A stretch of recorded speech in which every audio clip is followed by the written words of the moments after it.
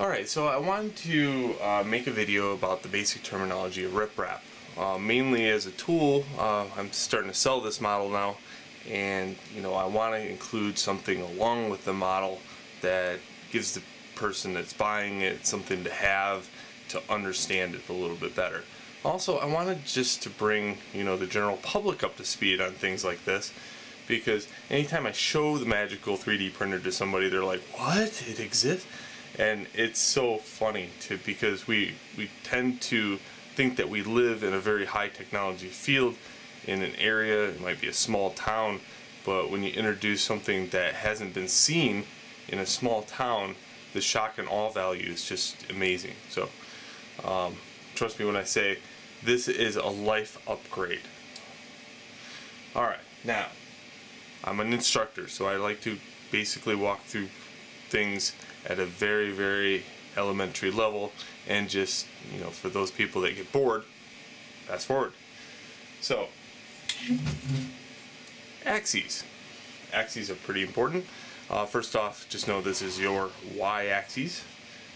Back and forth there's a shuttle for your x-axis, and lastly your z-axis happen because you have a lead screw with stepper motors that basically bring the carriage up and down. Okay? So this is the Mendel variation, and this is the Mendel Max type of build.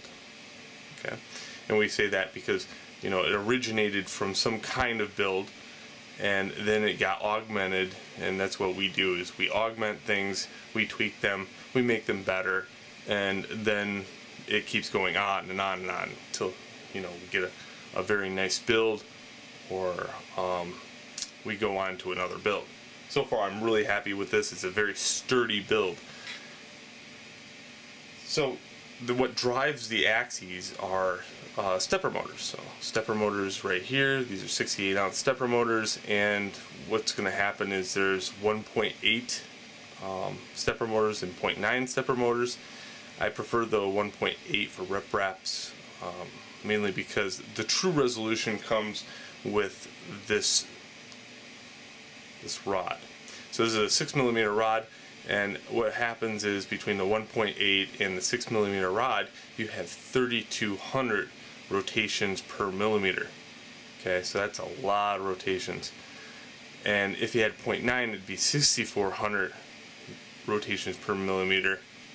But the problem is, it just you're suffering from a thing called width over height, and you don't get that much resolution. So 3,200 is about the max you're going to be able to get.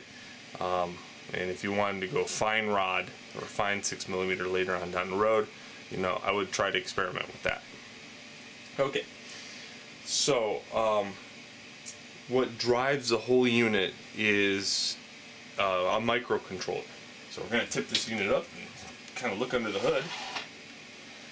It's a very sturdy unit, so you can start rotating around it, working underneath it if you wanted to. Alright, so 20 amp power supply runs a microcontroller. And the microcontroller is an Arduino Mega 2560. So this handles all the stepper motors, it handles all the heat, the PID, the PWD. PID is the ability to raise and lower heat at a certain level. It maintains a level of heat, so if I set it to 80 degrees, it'll be 80 degrees always. Okay, and there's two elements that heat up. We'll get into that here in a second. But just know that this is the 20 amp power supply, and it inputs in and it outputs to a solid state relay for the heat of the bed, and then it also outputs to the microcontroller, so it can have DC current heat up the tip. All this stuff is very easy to work on. Let's say 3 years from now or a year from now, something happens where you want to upgrade it. It's all so simple to upgrade that it's pathetic. It's all been documented. Where I started with this was I first bought a commercial printer, which was a MakerBot, and then I got into thinking that I wanted to build something a little bit faster and more sturdy, and just because I just wanted to build. I'm like a post-consumer, pre-consumer, where I like to have something, but I really like to know how it works, so I usually try to build it too. That's my spiel. So I don't know, I'm glad I went that way, because, you know, I had something to base it on, so I can start building right away. In other words, I could print out my own 3D parts and start making my own machine, or at least upgrading my machine. So this is a very upgradable machine. It's a good base unit, a good standard to go by. So the microcontroller, all this wiring right here goes to the stepper motors, the heat elements, and accessories in the solid state relay. There is a mains current that plugs in right here. Okay, and the mains current goes over to the solid state relay. So at no point should you ever, you know, grab the unit right in this area, because there is mains current right there. So that's AC current coming out of the wall. It is pretty protected in that area, but, you know, just in case you don't know what mains current is, it could possibly kill you if you're not careful. So never grab it right here, and if you do grab it, only grab it with one hand. Okay, and don't ever grab it in that area. So that's what makes it heat up so fast, is the mains current, and that's the one thing that I got into when I first got into it. It took like freaking 10 minutes, 15 minutes to heat up. Well, I don't like that. I like instantaneous heat. I want to build right away, and the mains current does that for the bed, because the bed is the one that takes the longest to heat up. Okay, speeding right along. So, this is a heated bed. It has a glass over the top of it. The glass can be purchased anywhere. I haven't even broke a piece of glass yet, and to be honest with you, I don't see how you would do that unless the head crashed into it. But still, the glass is resting on two 1/8. It's called 61 aluminum sheets. Okay. So this is a pretty thick unit right here, but it has to be, because sandwiched in between here is a heating pad, and the heating pad is a 9x9, so it covers the entire area, leaving about a ½ inch all the way around.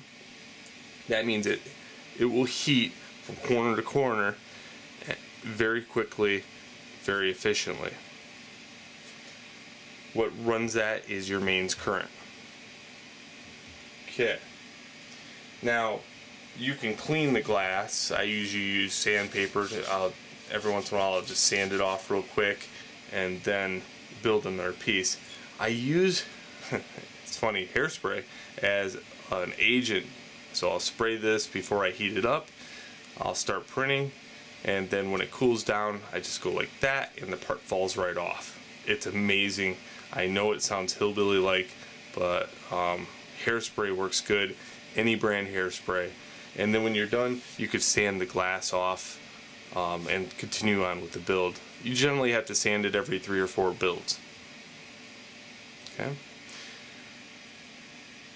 That also makes it so you don't have to heat the bed to 130 degrees Celsius. Okay, I only heat my bed to about 100 degrees Celsius to save on energy. So the hairspray is a good agent to keep the heat down, because if you're building for a very long time, certainly the number of watts with this machine, you know, your electric bill could potentially go up just a little bit. It's like having a hairdryer on for, you know, 4 to 6 hours, depending on what you're baking. Some things take an hour, some things take 2 hours, 3 hours, depending on how fast you go. We'll get into that. So the glass comes off, it clips, and you can clean it. Okay. The other element is this. This is a tip, and this tip reaches 230 degrees Celsius. This build is for ABS printing. Okay. It will work for PLA, but I prefer ABS because of the sturdiness and the workability of the media. You know, I can sand these, I can drill holes in it, I can do all kinds of crazy stuff with ABS. I can get really fine details, and then I could sand it if I wanted to. It's a very workable substance, but ABS requires a little bit more heat. So just know that this reaches 230 degrees Celsius. It should never go above 240 based upon the changes in the software, and the bed doesn't have to reach anything past 110 degrees Celsius, in my humble opinion. Alright, so what else? We have a cooling fan for this stepper motor. So this stepper motor is got an orbital clock type of planetary gears, that's what it's called. So it's got a planetary gear element here that reaches a high torque value that allows you to pull in the filament very, very, very efficiently and then out when it is heated up. I love these stepper motors.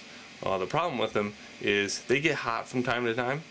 I toned it down quite a bit. You can tune it up if you want to later on, but I tone them down because the heat, and it's really unnecessary to have that much torque unless you went with 3mm instead of 1.75mm filament. I like 1.75. You're going to get criticized for it. Ignore all criticized things. I love this. It's easy to work with. It's easy to change out. Let's say you had a dry extrusion of some nature, it's not as harmful. Those are just things that I've noticed. I like the detail this comes out in because it doesn't have to heat up so fast, so much. The 1.75 is a good filament to start out with. Okay, so much information at once, right? Okay, next, at the very top, you'll find quick connects. Okay, these are meant for accessories down the road if you want. They are also things that drive the x-axis. So we have things that make the rotation of the stepper motor happen, and we also have things that allow the heat to happen up here. So I'll label these for you via an instruction manual so you know which ones to change out and which ones not to change out. You have this right here, which is a whole level of accessories that you can add for lights if you wanted to later on. So these are all quick connects. And let's see if I can zoom in on those. So these are all, get my bearings here. Yep, you can just basically slide in new wires, add things to it.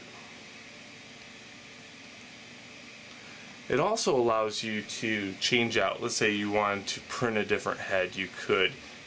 You can just unravel this, and it's easy to take these out and put them back in. This is a very special wire. Okay, this is a high flexibility spaghetti wire, and what happens when you have this go back and forth, you have linear movement, and so if you don't use the correct wire, you'll have shorts, you'll have all kinds of crazy problems. This wire is amazing. Okay, I put that on both the Y and the X axes. You'll see that here. Okay, so just know that, you know, I've been down the road of different types of wire. I've tried different things. I've gone through that whole process. This is a wire to use. You can get this at McMaster's car, but I include, you know, another piece along with this machine just in case down the road you want to add something else to it. But this already has leads for fans if you wanted to add fans down here. Everything, lights, fans, you name it, it's already encased in here. You just have to add whatever down here, and you can see there's a couple extra wires for you just in case. Okay, so those additions. Here is your plug for your mains current.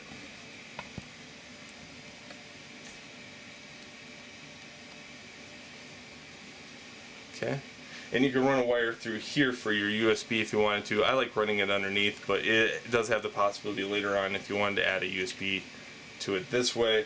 I always run it underneath and then attach it to the frame, and I'll show you that later. But it plugs right into your microcontroller. It's a USB-B type of slot, and you can see that by going here. This is a USB-B. It's a square variation, and it goes to the standard variation that goes on your computer. Cool. So that just plugs down here. Now, this will show upside down. You know, it says Mendel Max Power, but I put it upside down so that it switches on this side instead of this side. I like to be able to reach this switch easy enough, because you're going to turn it on and off, or turn it off at night, turn it on wherever. But I like having this switch up close to the frame. Alright, I think that's it. Everything is put together via 5mm screw or 2.5mm on some of the screws, so that's the only two type of Allen wrenches you're going to ever need for this. You might need a Phillips screwdriver, but other than that, you know, everything is pretty standardized if you wanted to change anything out. I like this build a little bit better. I've augmented it so it has a taller foot. I'm a tall guy. I like to be able to get my hands under here if I wanted to. I want to be able to upgrade or change anything if I wanted to, so this is a nice footing for things. And you know, I've done some changes and research on the x-axis a lot, so to eliminate a thing called wobble, you know, I've changed and augmented this x-axis quite a bit from the original build of things, so you won't have any Z-wobble. Z-wobble's awful, by the way. But all in all, great machine. I own 4 of these, so, and I built 6 altogether. So you're getting a very good machine that is well researched by an artist that is totally OCD. Alright. So I hope you enjoy, and we'll get into how to set this up here in the next video.